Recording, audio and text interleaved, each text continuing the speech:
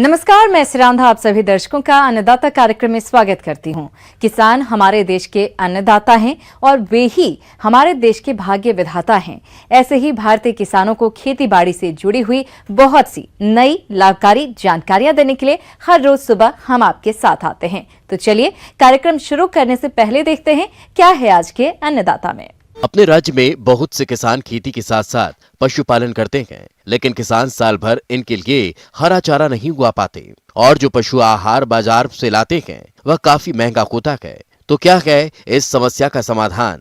जी हाँ, यदि आप अजोला लगाकर पशुओं को खिलाते हैं तो इस तरह की समस्या से बच सकते हैं। तो आप अजोला को अपने स्तर पर किस प्रकार से तैयार करें, इस बारे में जानते हैं कृषि विज्ञान केंद्र टाकरड़ा के पशु विशेषज्ञ LN वर्मा से।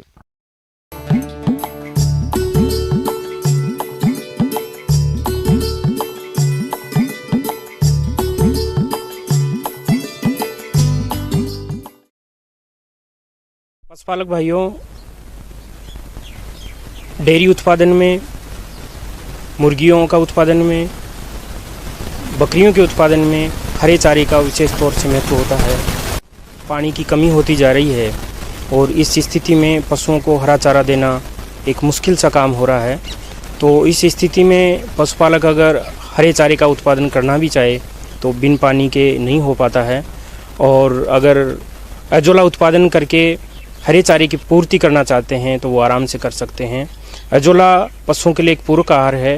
वह बेहतर विकल्प है जिसे किसान अपने घर के आंगन में कम पानी व लागत में भी आसानी से उत्पादित कर सकें। अजोला क्यारी को तैयार करने के लिए इसकी 20 फीट की लंबाई रखते हैं, 3 फीट चौड़ाई और 1 फीट ऊंचाई रखते हैं। जैसा आप देख रहे हैं, ये एक इसकी आइडियल क्यारी है। सबसे पहले पेंदे में 1 इंच मिट्टी या 3 से 4 पराती साफ उपजाऊ भुरभुरी मिट्टी पेंदे में डाल देते हैं। इसके बाद इसको पानी से भर देते हैं, 1-2 इंच खाली रखते हैं। 15 से 20 किलो ताज़ा गोबर का घोल बनाकर इसमें डाल देते हैं। इस प्रकार क्यारी तैयार हो जाती है। और जहाँ पर भी अजोला का बीज मिले, कहीं भी रिसर्च सेंटर या कृषि विज्ञान के अंदर या आपके आसपास कोई किसान अजोला तैयार कर रहा है तो वहीं से ही आप अजोला ले लें और अपनी क्यारी में 2 से 3 किलो अजोला आप डाल दें, और इस प्रकार आपकी क्यारी बिल्कुल तैयार हो जाती है। और 15 से 20 दिन बाद इसमें यही अजोला तकरीबन 10 से 12 किलो हो जाता है, और उसमें से रोजाना का आप 1 से 2 किलो अजोला प्रति क्यारी निकाल सकते हैं।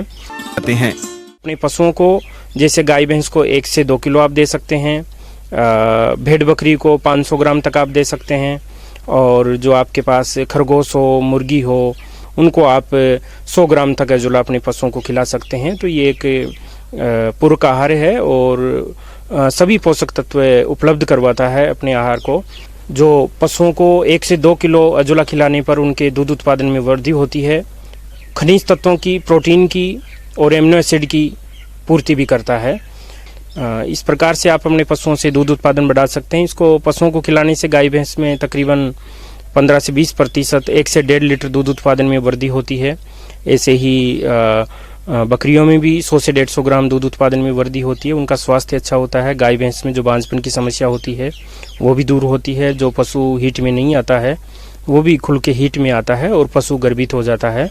इसी प्रकार अगर मुर्गी की बात करें तो तकरीबन 10% से 15% तक अंडा उत्पादन में वृद्धि होती है, और उनको सभी तरह के विटामिन उपलब्ध हो जाते हैं, तो उनका स्वास्थ्य भी बहुत अच्छा रहता है। ब्रेक के बाद आप सभी दर्शकों का अन्नदाता कार्यक्रम में एक बार फिर से स्वागत है। चलिए अब रुक करते हैं अगली कड़ी की ओर। हमारे देश में प्राचीन काल से ही कृषि में फसलों और पशुओं के साथ वृक्षों को सम्मिलित किया जाता है। आज के आधुनिक युग में भी कृषि वानिकी करके अच्छा लाभ कमा सकते हैं। इस प्रणाली से लकड़ी, हरा चारा, अन्न, मौसमी फलों को आसानी से उगाया जा सकता है। तो आप कृषि वानिकी को कैसे अपनाएं, इसकी जानकारी दे रहे हैं डॉक्टर KS पंत।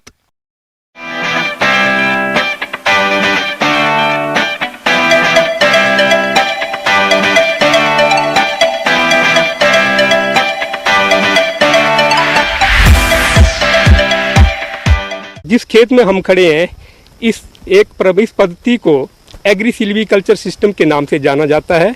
एक खेती करने का ये टिकाऊ प्रबंधन है जिसमें मुख्यतः 3 घटक का जो है समावेश किया जाता है। ये घटक कौन कौन से हैं, जैसे पेड़ पौधे, फसलें और पशुपालन। इनको हम एक ज़मीन के एक हिस्से पे लगाएंगे और किसान इससे अपनी बहुआयामी मल्टीपर्पज़ जो उसकी ज़रूरतें हैं उसको पूरा करता है। अपने राज्य में किसानों की जोत कम होती जा रही है। इसके साथ ही पानी की कमी या फिर अतिवृष्टि, ओलावृष्टि के चलते किसानों की फसलें नष्ट हो जाती हैं। तो ऐसे में किसानों को चाहिए कि वे कृषि वानिकी को अपनाएं। कृषि वानिकी को अपनाने से न केवल इन सभी समस्याओं से बच सकते हैं, बल्कि किसानों को लगातार किसी न किसी फसल से आय भी मिलती रहती है। सबसे बड़ा फायदा है किसान को डाइवर्सिफिकेशन। बारिश नहीं होती है, किसान ने अगर गेहूं ही लगाया है तो उसकी पूरी की पूरी गेहूं जो है बारिश की बिना अगर सूखा पड़ रहा है तो कोई प्रोडक्शन नहीं होती है। अगर वो कृषि वानिकी को अडॉप्ट करता है, उसमें वो पेड़ पौधे भी लगाए हैं, पशु भी पाले हैं और फसलें भी लगाई है, तो जो दो कंपोनेंट है, जो दो घटक हैं, पेड़ पौधे और पशु से उसको कुछ ना कुछ आमदनी मिलती रहेगी। दूसरा फायदा क्या है कि जो हमारे प्राकृतिक वन है, नेचुरल फॉरेस्ट है, उससे हम लकड़ी लेते थे, चारा लेते थे, ईंधन लेते थे और इमारती लकड़ी। लेकिन जब हम एग्रो फॉरेस्ट्री को अडॉप्ट करते हैं तो इन सारी चीज़ों को अपने ही फार्म से हम कलेक्ट कर सकते हैं और जो हमारा प्राकृतिक वन है, जो नेचुरल फॉरेस्ट है, उसके ऊपर आम आदमी का प्रेशर कम होगा, वो कंजर्व होंगे और लॉन्गर टाइम तक जो है हमारा वातावरण शुद्ध रहेगा। तीसरा फायदा क्या है कि एम्प्लॉयमेंट जनरेशन, ये रोजगार की उत्पत्ति भी करती है कृषि वानिकी। इसी तरह जो हमारा वाटर कंजर्वेशन की बात करें, एनवायरनमेंट कंजर्वेशन की बात करें, तो कृषि वानिकी एक बहुत ही इम्पोर्टेंट सब्जेक्ट है और आने वाले टाइम में और भी ज़्यादा इसका महत्व होगा। कृषि वानिकी से उत्पादन संसाधन के साथ साथ मृदा के गुणों में भी सुधार होता है। कृषि वानिकी में पौधों और दलहनी फसलों की जैविक क्रियाओं से नत्रजन स्थिरीकरण होता है और कार्बनिक पदार्थ की मात्रा में वृद्धि होती है। पौधों और फसलों को साथ साथ उगाने से एक दूसरे को उर्वरक तत्वों की पूर्ति में सहायता मिलती है। मृदा संरचना में सुधार होता है, जो कि फसल उत्पादन के लिए अति आवश्यक है। अब जैसे किसान कृषि वानिकी से अपनी बहुआयामी जरूरतों को पूरा करता है, तो जहां हम खड़े हैं, एक हमने एग्री सिल्वीकल्चर सिस्टम बनाया है। इसका एक घटक है द्रेक, मिलिया अजेड्रेक्स जिसको बोलते हैं, और इस बीच में जो हमने क्रॉपिंग की है वो मूली की क्रॉपिंग की है। और एक चयन करते वक्त किसान और बागवानों को एक ध्यान रखना है कि हमें कृषि वानिकी में उन पौधों का ही चयन करना है जो शॉर्ट रोटेशन हो, जिनका थोड़े टाइम में 7-8 साल में जो हमें लकड़ी दे सके, टिम्बर मिल सके और साथ साथ में जो है दूसरे प्रोडक्ट भी उनसे मिल सकें। तो जैसे ये मिलिया अजेड्रेक्स, जैसे मैंने आपको कहा कि द्रेक का पौधा जो है इसको लगाया है, इसकी लाइफ स्पैन जो है 10-12 साल तक, 15 साल तक के हम इसको हार्वेस्ट कर देते हैं, 9 साल में भी हार्वेस्ट कर सकते हैं। तो उससे क्या हुआ कि ट्री कंपोनेंट जो है वो सॉइल को एनरिच कर रहा है, सॉइल में उसका न्यूट्रिएंट जा रहा है, लीफ फॉल हो रहा है, लीफ शेडिंग हो रही है, लीटर डिकम्पोज हो रहा है, तो उससे भी सॉइल की जो प्रोडक्टिविटी बढ़ रही है, इसलिए सॉइल को भी ये इम्प्रूव करता है। इस सिस्टम में हमने क्या किया है कि इसको रो टू रो हमने 3 या 4 रो इसकी बनाई है। जो मिलिया लगाया है उसमें 2 दूरी रखी है, एक 5 मीटर की दूरी है, एक 4 मीटर की दूरी है, और एक रो से सेकंड रो के बीच में जो है 8 मीटर का फासला है। इसमें हमने 1 मीटर का जो है वो उसकी बिर्थ रखी है, जो जिसमें हमने प्लांटिंग की है कि इसकी जड़ें जो है 1 मीटर की ही पेरिफेरी में स्प्रेड करें, ताकि इस और न्यूट्रिएंट जो है ये ज़मीन नीचे से ले, और जो हमारी एग्रीकल्चर क्रॉप होती है वो 15 सेंटीमीटर तक उनकी जड़ें जो है वो जाती है, इससे नीचे नहीं जाती। तो जो कंपटीशन होता था न्यूट्रिएंट के लिए या मॉइस्चर के लिए थ्रू रूट्स, वो भी हमने इसको चेक किया है। कई बार शेड आती है और शेड से जो हमारी रिडक्शन हो जाती है, क्रॉप प्रोडक्शन जो है कम होती है। आप देख रहे हैं इस कंपोनेंट को, ट्री कंपोनेंट को हमने वर्टिकली मैनेज किया है। तो इस सिस्टम से जो है फार्मर जो है अपनी बहुआयामी ज़रूरतों को पूरा कर रहा है। इसी तरह हमने एक दूसरा सिस्टम बनाया है, उसमें क्या लिया हमने, ग्रीबिया ऑप्टिबा जिसको बोलते हैं ब्यूल, धामन और भीमल। सर्दियों की बात करें, सारे के सारे पौधों के पत्ते जड़ जाते हैं, लेकिन ये एक ग्रीन चारा जो हरा चारा है ये पशुओं के लिए प्रोवाइड करता है। इसको हमने 3 स्पेसिंग पे लगाया है, 1 is 1 into 1 metre, then 2 into 2 and 3 into 3। जो एक रो से दूसरे रो के बीच में दूरी है वो हमने 8 मीटर की रखी है। और बीच में हम क्रॉपिंग करते हैं, जो छायादार जो सेड लविंग क्रॉप्स है, जैसे हमारी टर्मेरिक है, जिंजर है, कोलोकेशिया है, आप इनकी भी खेती कर सकते हैं। कृषि वानिकी को अपनाते समय इस बात का विशेष ध्यान रखें कि आप वृक्षों और फसलों का चयन वहाँ की जलवायु, मिट्टी और अपने संसाधनों के अनुसार करें, ताकि इनको लगाने में किसी प्रकार की परेशानी नहीं आए और ये अच्छी तरह से पनप सके, जिससे आने वाले समय में आपको अच्छी आय मिल सके। तो रबी सीजन में जैसे मैंने बोला कि मूली ले सकता है किसान, और गेहूं लगा सकता है, सरसों लगा सकता है, गोभी लगा सकता है, कॉलीफ्लावर जिसको बोलते हैं, कैबेज लगा सकता है। तो डाइवर्सिफिकेशन करनी है कि एक ही क्रॉप नहीं लगानी। अगर एक क्रॉप फेल हो जाती है तो दूसरी क्रॉप से फार्मर को इनकम। ब्रेक के बाद एक बार फिर से आप सभी दर्शकों का अन्नदाता कार्यक्रम में स्वागत है। बढ़ते हैं अगली प्रस्तुति की ओर।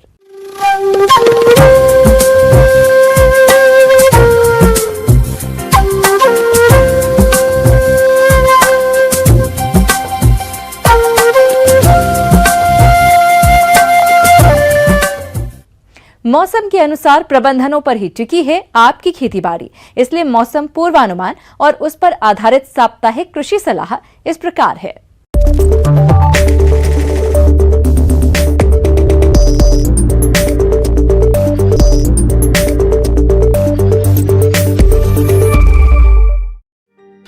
ग्रामीण कृषि मौसम सेवा, भारत मौसम विज्ञान विभाग, हनुमानगढ़ द्वारा भेजे गए मौसम पूर्वानुमान रिपोर्ट के आधार पर जिला हनुमानगढ़ में 27 मार्च तक बारिश नहीं होने तथा शुष्क मौसम की संभावना है। 25 मार्च तक बादलों की आवाजाही रहने तथा इसके साथ पुनः तापमान में बढ़ोतरी के आसार हैं। अगले 3 दिनों के दौरान अधिकतम तापमान 31 से 38 डिग्री सेल्सियस और न्यूनतम तापमान 16 से 19 डिग्री सेल्सियस रहने का अनुमान है। हवा की गति 7 से 9 किलोमीटर प्रति घंटे हो सकती है। ऐसे में इन क्षेत्रों के किसानों को सलाह दी जाती है कि खेत की मिट्टी की उर्वरा शक्ति लंबे समय तक बनाए रखने के लिए जीवांश खाद का उपयोग भी जरूरी है। गोबर की कम उपलब्धता होने पर विकल्प के रूप में ढैंचा या सनई की हरी खाद 2-3 वर्ष के अंतराल पर काम में लेवें।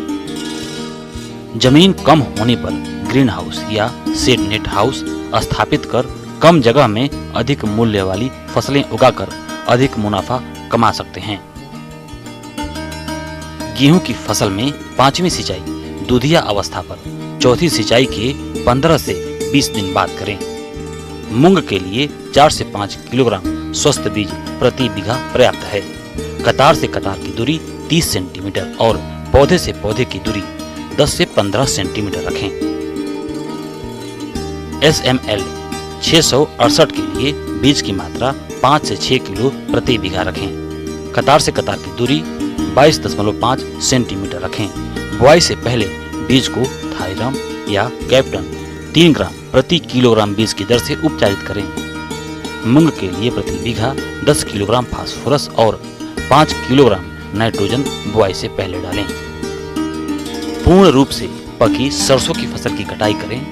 75 से 80% रंग भूरा होना ही फसल के पकने के लक्षण हैं। फलियों के अधिक पकने पर दाने झड़ने की संभावना होती है।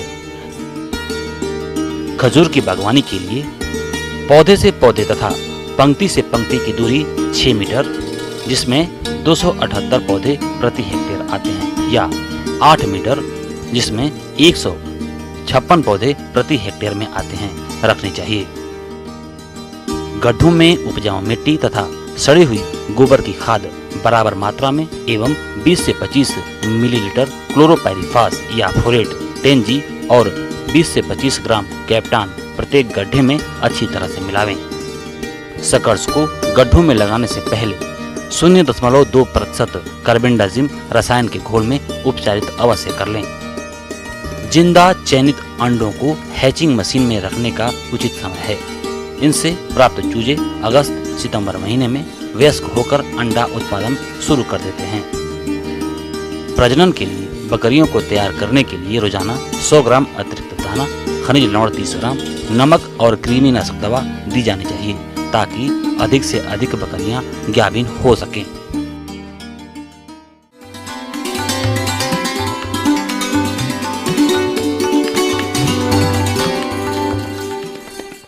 अन्नदाता हेल्पलाइन निःशुल्क फोन संपर्क सेवा के माध्यम से आपके द्वारा पूछे गए प्रश्नों में से 1 या 2 महत्वपूर्ण प्रश्न को हम अपने कार्यक्रम में शामिल करते हैं। इसी के तहत आज का चयनित प्रश्न और उसका जवाब इस प्रकार है।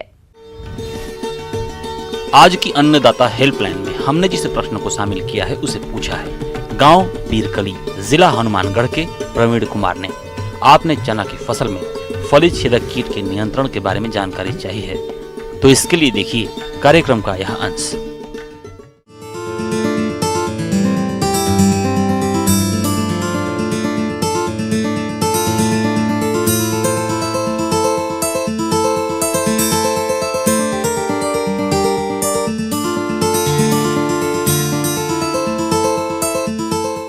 किसान भाइयों को चने में रोग एवं कीट के बारे में बताएंगे।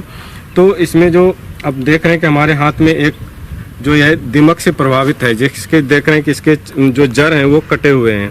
अगर इसके जड़ कटे हुए हैं और आसानी से ये हाथ में आ गया तो इसका मतलब है कि ये कीटों का प्रभाव होता है। और इसमें एक जड़ गलन की समस्या आती है, जिसमें कि आपको ये जड़ कटे नहीं रहेंगे लेकिन उसके जड़ क्या होंगे, काले काले से हो जाते हैं। तो दोनों का पहचान अलग अलग होता है और उसकी दवाइयाँ अलग अलग होता है। कीटों के लिए अलग से कीटनाशक आपको डालना पड़ेगा, और जैसे जरगलन है तो जरगलन के लिए उसके लिए जड़ों में अलग से फफूंदनाशक की दवाइयाँ देना पड़ेगा। तो मैं अभी आपको दीमक के लिए बताता हूँ कि दीमक जैसे आप अगर सिंचित आपका खेत चने का है तो आप उसमें सिंचाई कर सकते हैं। सिंचाई पानी के साथ एक क्लोरोपाइरीफॉस 4 लीटर प्रति हेक्टेयर यानी 4 बीघे में 1 लीटर प्रति बीघा के हिसाब से आप उसको सिंचाई पानी के साथ दे सकते हैं। उसको देने का दूसरा विधि है कि बजरी वगैरह में मिला के घेर करके फिर आप उसको फवारा चला सकते हैं।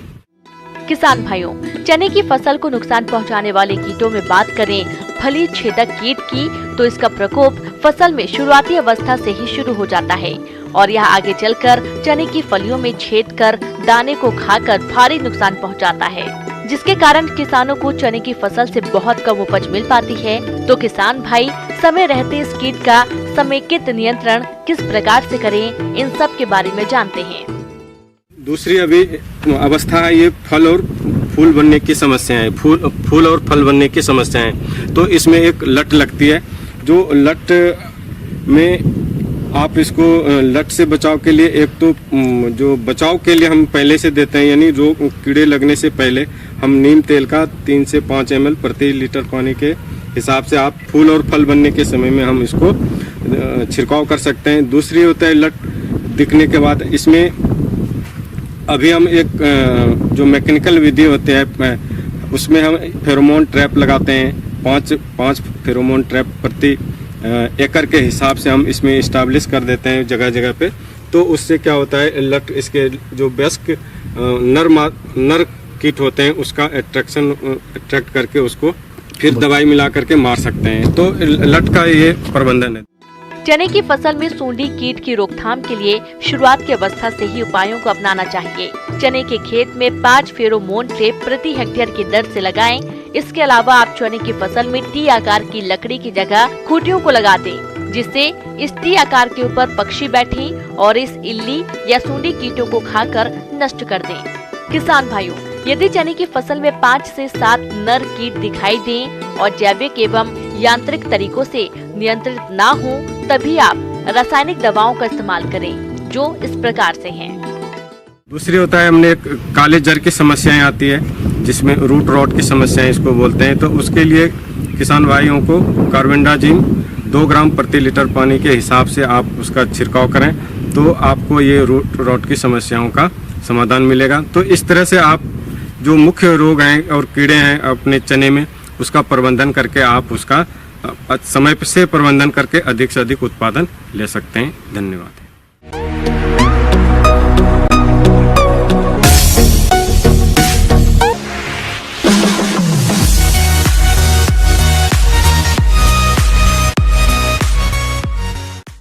आइए अब एक नजर डालते हैं राज्य की कुछ चुनी हुई मंडियों की प्रमुख फसलों के बाजार भाव पर।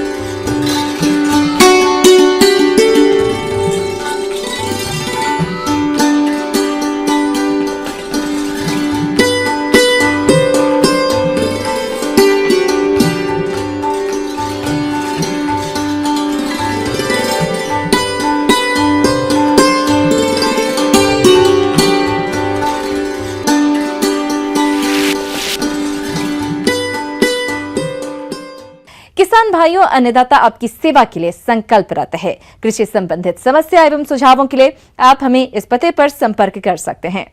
प्रोड्यूसर अन्नदाता, news 18 Rajasthan, Ramoji film city, Hyderabad 501512। साथ ही आप हमें ईमेल भी कर सकते हैं। हमारा ईमेल है p18अन्नदाता-rajasthan@nw18.com। इसके अतिरिक्त आप हमें निःशुल्क हेल्पलाइन नंबर 18004192-155 पर सोमवार से शनिवार सुबह 10 बजे से शाम 4 बजे के बीच संपर्क कर सकते हैं। किसान भाइयों, अब समय हो रहा है आपसे विदा लेने का, तो हमारी पूरी अन्नदाता टीम को दीजिए इजाजत। कल फिर आपसे मुलाकात होगी कृषि संबंधित कुछ और महत्वपूर्ण जानकारियों के साथ। नमस्कार।